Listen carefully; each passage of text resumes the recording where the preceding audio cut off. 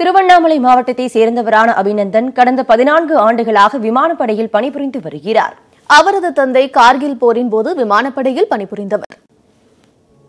பாகிஸ்தான் பிடியில் சிக்கியுள்ள விமானி அபிநந்தன் திருவண்ணாமலை மாவட்டம் திருப்பணமூரை சேர்ந்தவர். பெங்களூரு ராணுவ பள்ளியில் படித்த அவர் சென்னை தாம்பரத்தில் உள்ள விமானப்படை பயிற்சி நிலையத்தில் பயிற்சி பெற்றார்.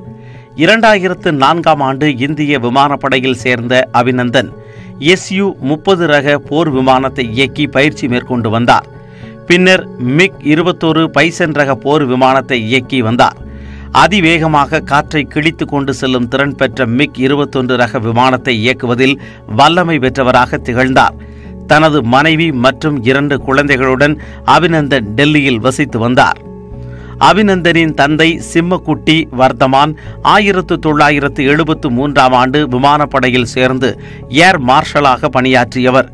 கார்கில் போரில் குவாலியரில் தலைமை விமானி அதிகாரியாக செயல்பட்ட அவர் 2001ஆம் ஆண்டு நடைபெற்ற நாடாளுமன்ற தாக்குதலுக்கு பிறகு விமானப்படை கமாண்டராக பணியாற்றியவர். தன்னுடைய பணிகாலத்தில் 40 வகையான விமானங்களை ஓட்டிய வர்தமான் 4000 மணி நேரம் வானில் பறந்தும் ஓய்வு பெற்றவர். தாய் நாட்டுக்காக தந்தையின் அர்ப்பணிப்பை பார்த்து விமானப்படையில் அபிநந்தன் தன்னை இணைத்துக் கொண்டார். இதற்கிடையே சென்னையை அடுத்த மாடம்பாக்கத்தில் பாதுகாப்பு படை குடியிருப்பில் உள்ள அபிநந்தனின் வீட்டிற்கு விமானப்படையைச் சேர்ந்த அதிகாரிகள் வருகை தந்தனர். இதனைத் தொடர்ந்து ஸ்ரீபெரும்புதூர் அதிமுக MP NR ராமச்சந்திரனும் அவரின் வீட்டிற்கு சென்று பெற்றோரை சந்தித்து ஆறுதல் தெரிவித்தார்.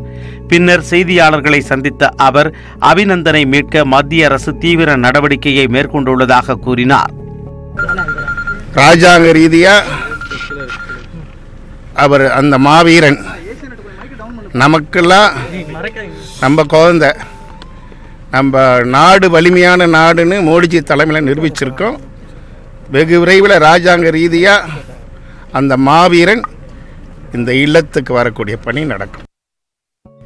இதேபோல் சென்னை மாநகர காவல் ஆணையர் AK விஸ்வநாதனும் பாஜக மாநில தலைவர் தமிழிசை சவுந்தரராஜனும் அபிநந்தன் பெற்றோரை சந்தித்து பேசினர்.